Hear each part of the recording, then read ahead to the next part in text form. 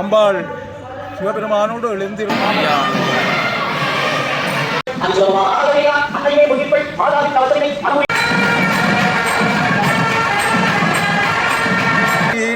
தலங்கள் இருபதுடை நைனாதிவில் பார்த்தீங்கன்னா இந்த கையில மலையை பேர்க்க 10ஆம் திருவிழா இன்றைய தினமும் அமிர்தசரஸ்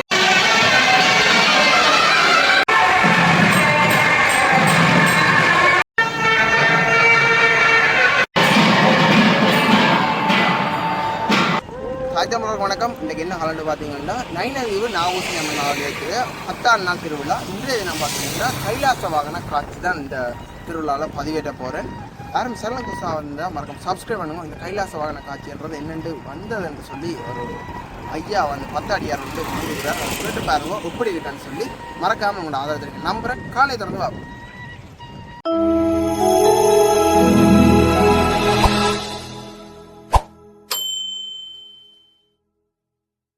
நைனாதீவில் பார்த்தீங்கன்னா இப்போ குறியீட்டுவான் இறங்குதுறைக்கு வந்து ஒரு படகு போய்கொண்டிருக்க பார்க்கக்கூடிய இருக்குது.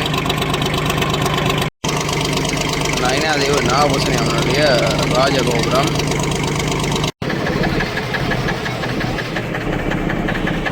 ரோட்டில் வந்து பக்தர்கள் பார்த்தீங்கன்னா எல்லாரும் இப்போ ரங்குறதை வந்து பார்க்கக்கூடிய இருக்குது. இன்றைய தினம் பார்த்தீங்கன்னா நைனாதீவு நாகபூசணி அம்மன் ஆலயத்துடைய கைலாச வாகன காட்சியை தான் நீங்கள் பார்க்க போகிறீங்க.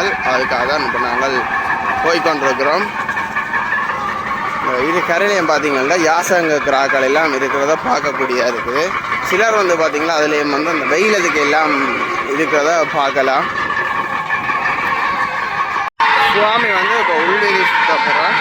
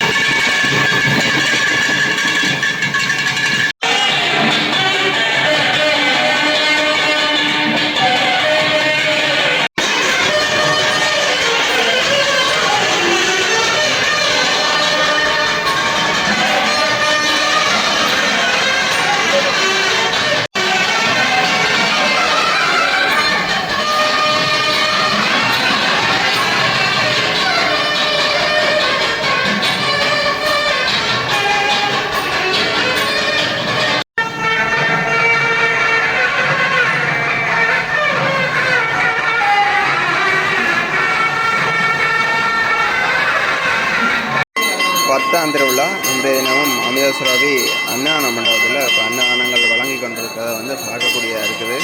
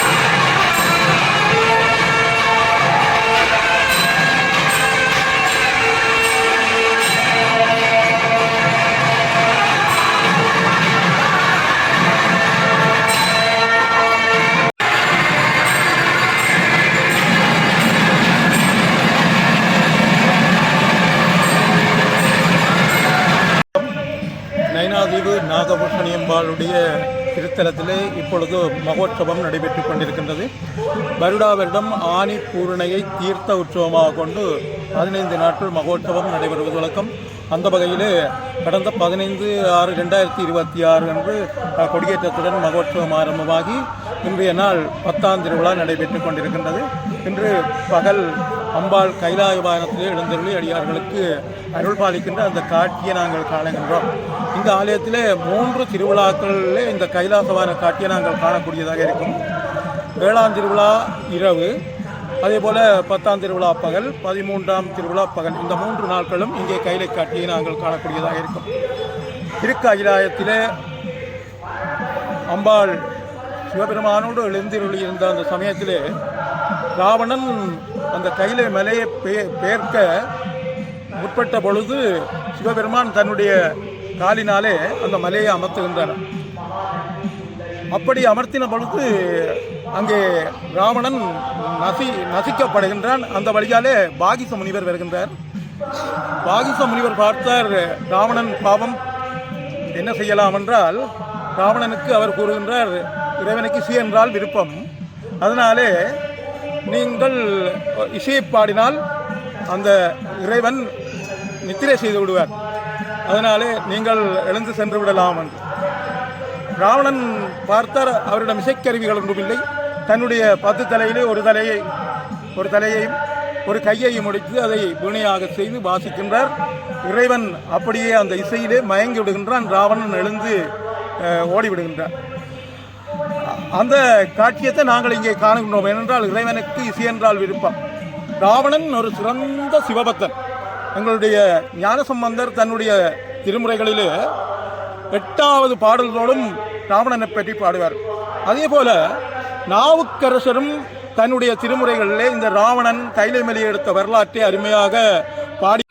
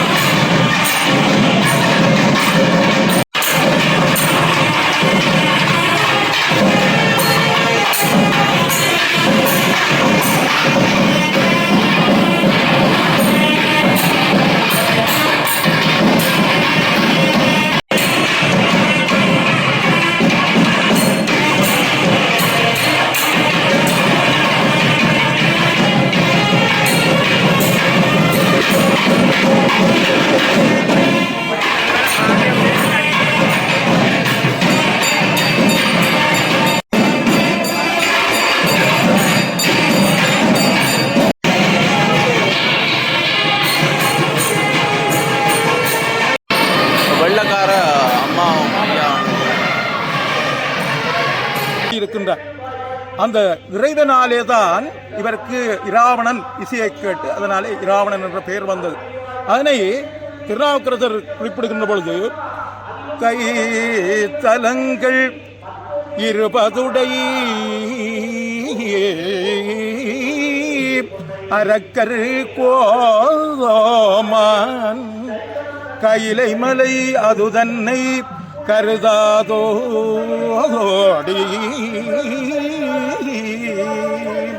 முத்திலங்க முடிதுளங்க வளை கழற்றி முடுகுதலும் திருவிரல் ஒன்று அவன் மேல் வைப்ப பத்திலங்கு வாயாலும் பாடல் கேட்டு பரிந்து அவனுக்கு ராவணன் என்று இந்த நாமத்தத்துவனே தலையாலம் காடன் தன்னை தராதே தரநாள் போக்கினேனே. இப்படி அந்த ராவணனுடைய சிறப்பு, ராவணன் சிவபக்தன் என்கின்ற அந்த பெருமை எல்லாம் திருமுறைகளிலே சிறப்பாக குறிப்பிடப்பட்டிருக்கின்றது. அந்த ராவணன் கைலை மேலே பெயர்த்த அந்த கைலை காட்சியினை நீங்கள் இன்றைய தினம் கண்டு கொண்டிருக்கின்றீர்கள். 13ஆம் திருவிழா அன்று அந்த கைலை காட்சி சிவபூசையாக இடம்பெறும். அதாவது அம்பாள் திருக்கைலாயத்திலே சிவனை பூக்கொண்டு அர்ச்சிக்கின்ற அந்த காட்சியை நீங்கள் 13ஆம் திருவிழா பகல் காணக்கூடியதாக இருக்கும். ஆகவே அந்த சிவபெருமானுக்கு என்ன விருப்பம் என்றால் பூசனை தான் விருப்பம். அதனாலே அம்பாள் சிவபெருமானை பூசிக்கின்றாளாம். அதனை மிகவும் சிறப்பாக பெரிய புராணத்திலே சேக்கிழார் குறிப்பிட்டிருக்கின்றார். எப்படி என்றால் பெண்ணில்லாகமம் இயம்பிய இறைவர்தாம் விரும்பும் உண்மையாவது பூசனை என்று உரைப்ப அண்ணலார் தம்மை அன்போடு அர்ச்சனை புரிந்தாள் பெண்ணின் நல்லவளாகிய பெருந்தவ கொழுந்து. இந்த காட்சியை நீங்கள் 13ஆம் திருவிழா பகல் இங்கே நயினாதேவி நாகபூஷணி அம்பாள் ஆலயத்தில் நடைபெறுகின்ற கைலை காட்சியிலே காணக்கூடியதாக இருக்கும். இந்த திருத்தலம் உங்களுக்கு எல்லாருக்கும் தெரியும், மிகவும் தொன்மையான திருத்தலம், பல அற்புதங்கள் நிகழ்ந்த திருத்தலம். அதாவது குறிப்பாக இந்த குழந்தை வரம் இல்லாவிட்டால் இங்கே தான் வருவார்கள். இங்கே வந்து அதற்கு நாகசாந்தி என்ற ஒரு சாந்தி இருக்கின்றது. அந்த சாந்தியை செய்தால் அவர்களுக்கு குழந்தை பேறு கிடைக்கின்றது.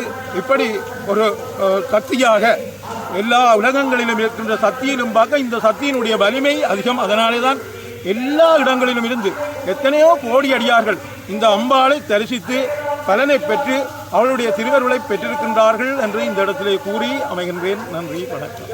நன்றி.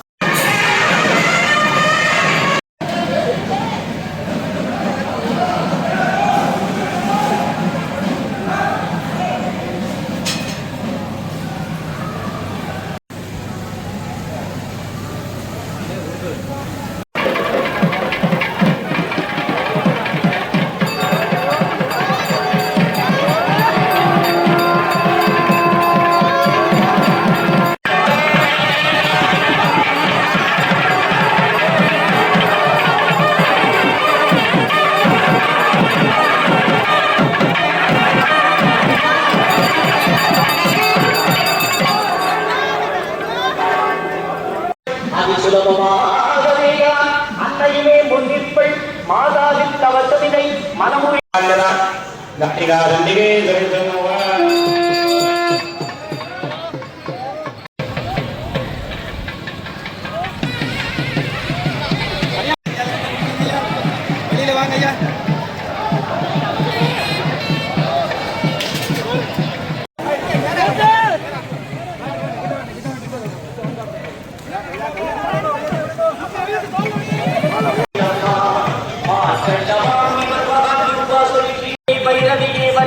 காத்திடம்மா மார்கை சிவருடி மாண்புடனே ரட்சிப்பார் மகாசவர சுந்தரி மனத்தையும் காத்திடம்மா என் ஹிருதயத்தில் புவனேசி நீ இருக்கிற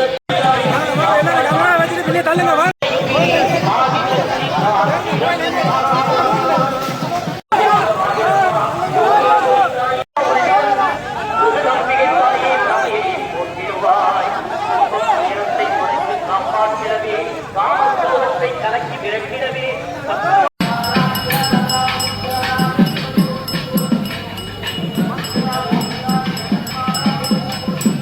வடக்கு வீதிக்கு அம்மாளாச்சி காட்சிதார அழகாக வந்து எல்லாரும் பார்த்து கொண்டிருக்கிறோம். அதோட பார்த்தீங்கன்னா அர்ச்சனைகள் செய்வதற்கும் வந்து அடியார்கள் நிற்கிறத வந்து பார்க்கக்கூடிய இருக்குது. அதால் பார்த்தீங்கன்னா இந்தியாவில் தண்ணிகள் எல்லாம் அடித்து கொண்டு பக்தர்கள் நடந்து வர்றதுக்காக